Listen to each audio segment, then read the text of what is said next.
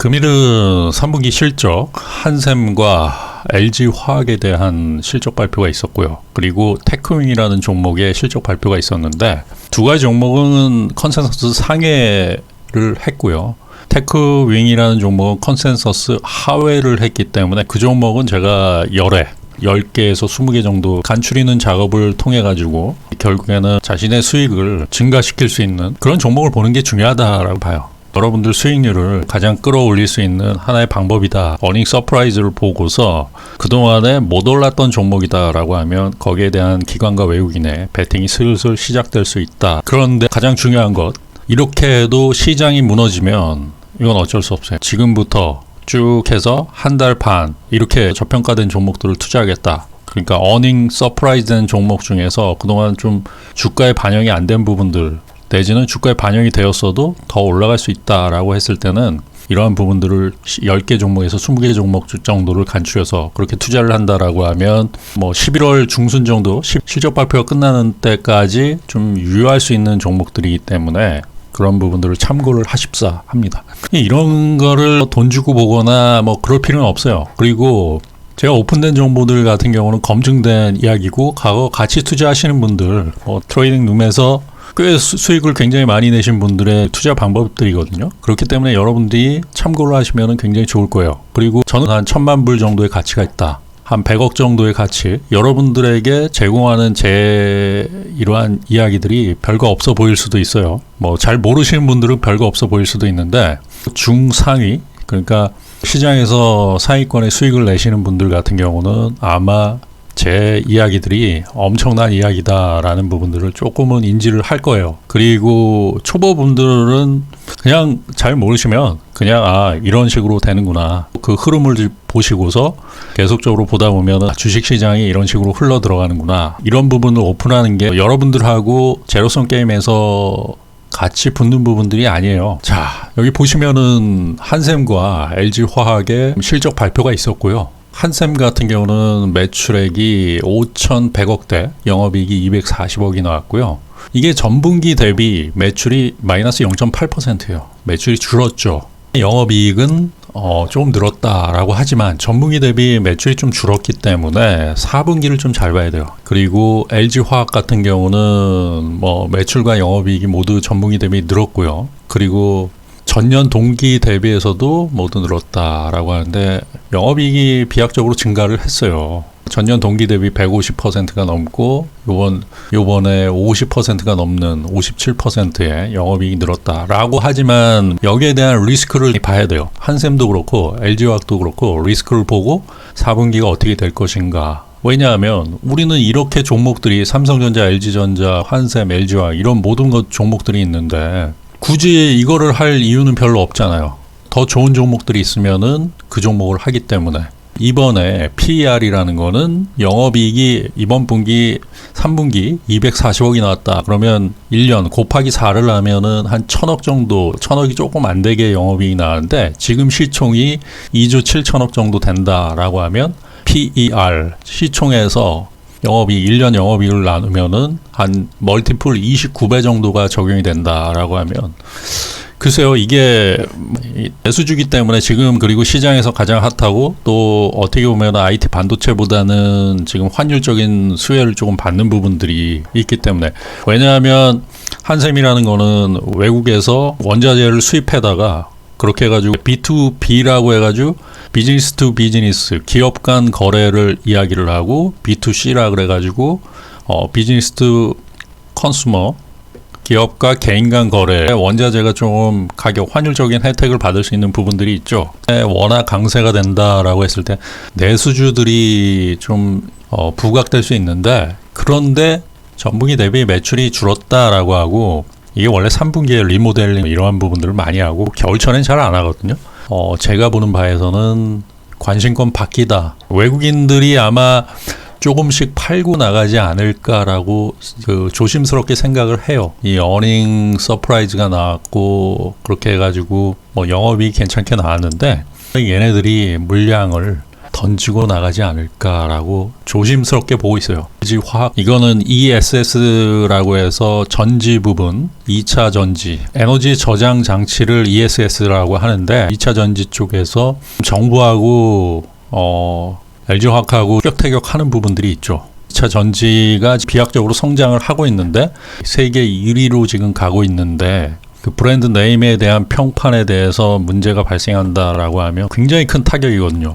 고객사 테슬라라든지 전 세계 뭐 포드라든지 아니면 BMW 뭐 이런 전 고객사에서 이 브랜드를 보고서 계약을 하기 때문에 LG화학은 지금 현재 뭐 현대코나의 폭발 굉장히 민감하게 보고 있죠. 이러한 사항들이 지금 복합적으로 진행이 되고 있다. 그렇기 때문에 그게 일정 부분 조정의 빌미가 되고 있다라고 볼 수 있어요. 자, 이거는 한경 컨센서스고요. 여기서 보는 방법을 얘기해 드릴게요. 한경 컨센서스는 제가 링크를 걸어 드리겠습니다. 오늘, 일주일, 1개월 뭐 이런 식으로 해서 저 같은 경우는 일주일 정도 단위로 해서 LG화학을 여기다 친 다음에 검색을 누르면 쭉 나와요. 이렇게 해가지고 뭐 하나네투증권의 누구 이 애널리스트 분들 성함이고 그렇게 해가지고 첨부 파일을 누르면 요걸 누르면 이런 식으로 나오죠. 이거는 현대투자증권 강동진 애널리스트의 LG화학에 대한 견해고요. 어닝 서프라이즈에 대비하자라고 해가지고 10월 7일 날 나온 거예요. 애널리스트 리포트를 처음 접하시는 분들도 있고 3년 정도 투자하신 분들 같은 경우는 이러한 부분에 대해서 알기는 아는데 정확하게 하시는 분들이 별로 많지는 않기 때문에 전체적으로 읽어보면 투자 포인트 및 결론, 주요 이슈 및 실적 전망, 주가 전망 및 밸류에이션 해서 이렇게 쓰는데 중요한 건 이거예요. 자, LG화학이 지금 돈을 벌어들이는 부분들이 무엇이냐, 그러한 부분들을 파악하는 게 가장 중요해요. 그거를 안다라는 게 그 기업에 대한 부분을 안다라는 거예요.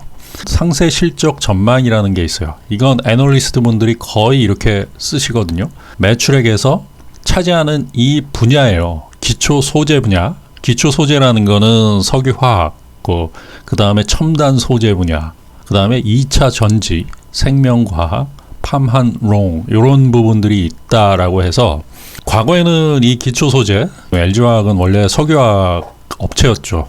기초 소재 분야에서 비중이 가장 크게 차지를 하죠.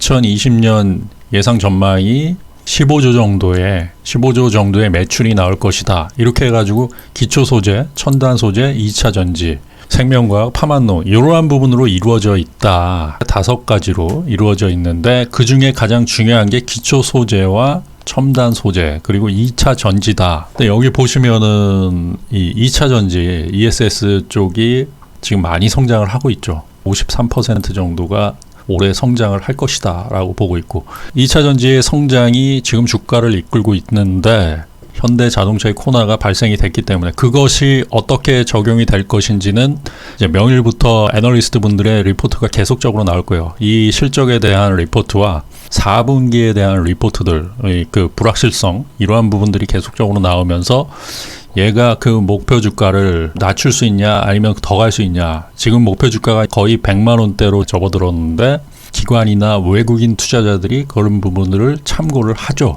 그렇기 때문에 LG화학이라는 거는 일반 개인이 올릴 수 있는 종목이 아니기 때문에 그러한 리포트 부분을 분석하는 게 굉장히 중요하다라고 볼 수 있고요. 애널리스트 리포트를 볼 때 가장 중요한 거는 이 부분, 영업이익과 매출에서 이 부분을 보는 게 가장 중요하고요. 나머지 뭐 영업이익률이다, 뭐 지배지분, 순이익, 뭐 이러한 부분들은 영업이익이 많이 나오면은 그러한 영업이익률도 좋아지는 부분들이고 계속적으로 증가하는 부분들이기 때문에 중요하게 보는 거는 핵심 파트들이 있죠. 여기는 기초 소재라고 하면 석유화학, 그 다음에 전지라고 하면 2차 전지 이러한 부분들을 파악하는 게 중요하다. 그렇게 해가지고 강동진 애널리스트 외에 많은 분들이 여기에 대한 그러니까 미래 이 실적 예측을 하는 부분들 그걸 전부 모아가지고 컨센서스를 만드는 거죠. 그 다음에 그 실적이 나온 다음에 어닝 서프라이즈가 됐냐, 어닝 쇼크가 됐냐, 그것을 판가름할 수 있다. 자, 화재 리콜, 코나, 전기차 배터리 자체 결함이냐, BMS 오류냐라고 해가지고 문제가 되고 있죠. 코나 때문에 이 현대차가 국토부하고 문제가 지속적으로 되고 있어요. 5만 1,000여 대가 전부 리콜을 했어요. 엄청나게 팔린 거. 어떻게 보면은 현대의 주력 모델이었는데 이 코나 전기차가 화재 결함으로 인해 가지고 무엇이 문제인가를 지금 계속적으로 체크를 하고 있다. 근데 거기에 대해서 LG화학이 책임이 있지 않냐, 굉장한 불확실성이에요. LG화학 입장에서는 자신의 문제가 될 가능성이 별로 없다라고 이야기를 하고 있고, 국토부 쪽에서는 계속적으로 조사를 진행을 해야 된다. 세계 1위권의 성장을 지금 하고 있는데 이런 문제가 발생을 하면 상당한 타격이 있을 수 있기 때문에 이게 불확실성이에요. 이런 부분들은 지켜봐야 된다. 그게 4분기 불확실성으로 나타날 가능성이 굉장히 크다라고 볼 수 있고요. 그럼에도 불구하고 이게 만약에 LG화학의 결함이 아니었다, 내지는 현대차 쪽의 다른 부분들, 다른 부품 쪽에서 문제가 되었다라고 했을 때는, 그러면은 LG화학은 더 그 시너지를 받을 수 있는 부분들이 있죠. 역시 LG화학이다. 그렇게 해가지고 세계 1위 2차 전지로 도약할 수 있는 부분들이 분명히 있다라는 말씀을 드리고요. 그렇기 때문에 지금 이 부분이 LG화학의 정체를 만드느냐, 내지는 더 도약할 수 있느냐. 그리고 현대차도 지금 정체 내는 부분들이 있죠. 이런 것을 분명히 인지를 하셔야 되고요. LG화학은 PER 지금 13배 정도 되고 있고요. 한샘 역시도 똑같이 여기서 한샘을 찾아가지고 일주일 단위로 이렇게 해가지고 보시면 되는데, 이거는 건설 쪽을 이야기하는 애널리스트분, 신서정 애널리스트가 분석한 부분들이고요. 보시면은 한샘도 이 부분은 굉장히 중요한 거예요. B2C와 B2B가 있다라고 해가지고, B2C는 기업과 고객 간의 부분, 그리고 B2B는 기업 간의 부분. 이게 뭐냐면, 한샘 대리점에 가면은 여러분들이 원하는 무슨 뭐 싱크대라든지 뭘 바꾼다 그러면 가가지고 그냥 사는 거예요. 이거는 B2C에 해당하는 거죠. 홈쇼핑 채널에도 나오고, B2C가 확대가 되고 B2C 쪽에서 큰 수익이 발생이 되고 있죠.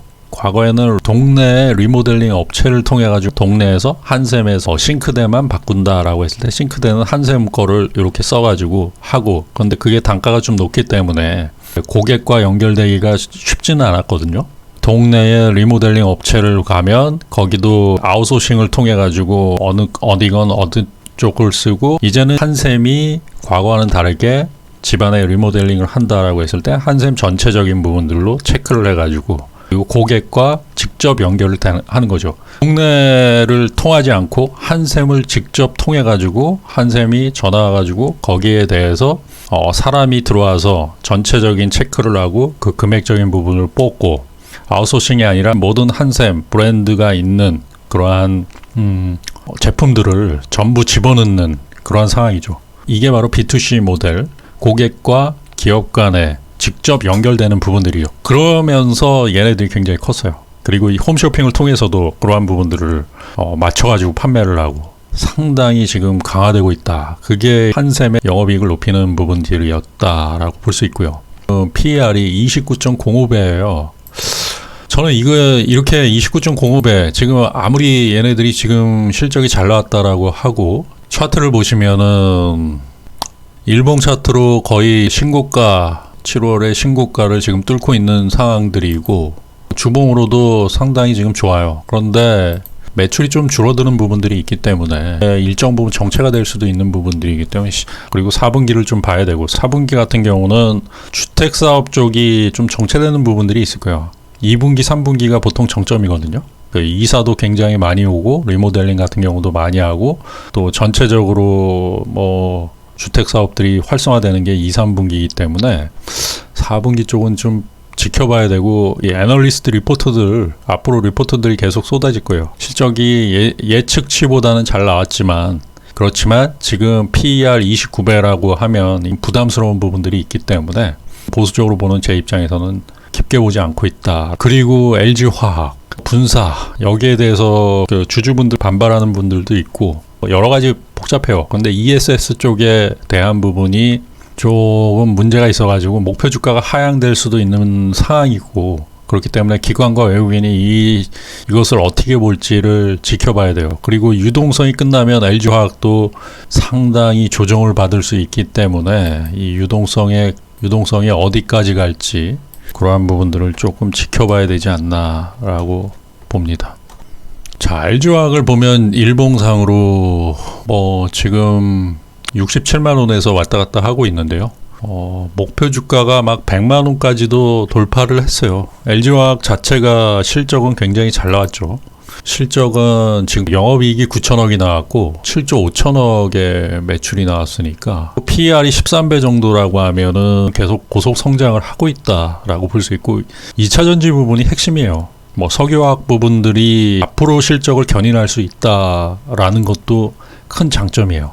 왜냐하면 4분기로 갈수록 지금 워낙 강세가 되어 있고 워낙 강세로 인해 가지고 달러가 약세가 된다라고 했을 때 이건 어떻게 보면은 LG화학 역시도 원유를 수입을 해서 그것을 정제해 가지고 판매하는 부분들 석유화학 쪽에서 판매를 하는데 워낙 강세가 된다라고 하면 수입 가격이 싸지기 때문에 거기에 대한 메리트가 있는 거예요. 한 3-4%의 메리트가 있을 수 있기 때문에 이런 종목은 다각적으로 봐야 돼요. 그러니까 석유화학 쪽에 전통 산업 쪽에서도 이익이 창출될 수 있는 부분들이고 가장 중요한 게 ESS 문제인데 단기적으로 끝날 것 같지는 않지만 그게 결정되는 날 그때까지는 아마 주가가 위아래 뭐 변동성을 이루면서 큰 흐름이 쉽지 않을 거라고 보고 있고 근데 그게 불확실성이 거의 마무리된다라고 했을 때는 기업의 브랜드를 해치지 않는다라고 했을 때는 세계 1위 2차 전지 업체로 도약할 수 있는 부분들이 있고요. 더 올라갈 수 있는 부분들은 분명히 있어요. 근데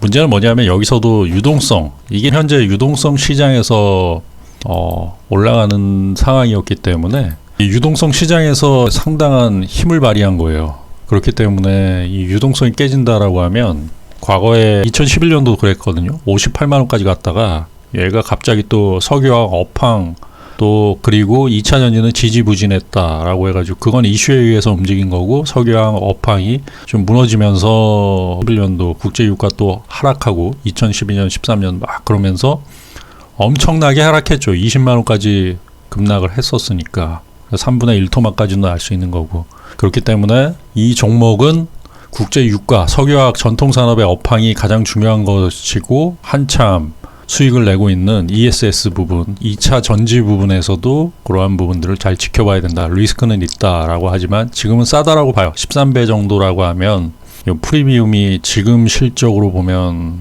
이거는 저가 매수의 기회를 잡을 수도 있지 않나. 또 기관이나 외국인들이 또 살 거라고 보거든요. 좀 빠지면은. 지금 PER 13배면 이제는 펀더멘탈을 적용을 받고 있다라고 봐요. 과거에는 펀더멘탈 대비 상당히 고평가되었다라고 하지만 지금은 펀더멘탈 대비 저평가된 부분들 이 실적을 보면은 저는 LG화학을 매수할 수 있다. 요게 조금만 더 빠져준다라고 하면 뭐 라운드 피겨 65만 원 선이다. 뭐 이런 식으로 간다라고 하면 매수할 수 있지 않을까. 그 박스권 매매가 당분간은 될 수 있겠지만 또 ESS 부분에 2차 전지 부분에 불확실성이 제거된다라고 하면 큰 폭으로 상승할 수도 있지 않나라는 이야기를 드립니다. 이렇게 해가지고 삼성전자, LG전자, 그 다음에 한샘, LG화학까지를 계속적으로 이야기를 드렸고요. 이 네 종목 중에서는 지금 4분기에 원달러 환율이 지금 1150원이 무너졌어요. 1150원이 무너졌을 때에 베팅을 할 수 있는 거는 삼성전자는 어차피 10월 29일 컨퍼런스 콜 이후에 이 윤곽이 잡힐 거라고 보고요. 환율이 계속적으로 빠진다. 1150원 지지저항 공방으로 당분간은 흐를 것으로 보고 여기서 1100원대로 갈 것이다라고 예측이 된다라고 하면 좋은 종목은 LG화학이 좋을 것이다 라고 저는 봅니다. 그 외국인들의 매매는 합리적인 매매예요. 그리고 기관 역시도 그렇게 보면서 나중에는 합리적인 매매로 가고 있어요. 이런 식으로 분석을 해서 앞으로도 계속 나오는 종목들에 대한 분석을 지속적으로 할 것이고요. 그렇게 정확하게 분석을 하다 보면 3년, 4년, 5년 이렇게 하다 보면은 실적에 의해서 일정 부분 움직이는구나. 대신에 시장이 무너지면 일정 부분 이것도 조정을 받을 수 있구나라는 것을 분명히 인지를 할 것이다 라고 봅니다. 오늘도 여러분들에게 조금이나마 도움이 되었길 바라고요. 성공 투자하십시오.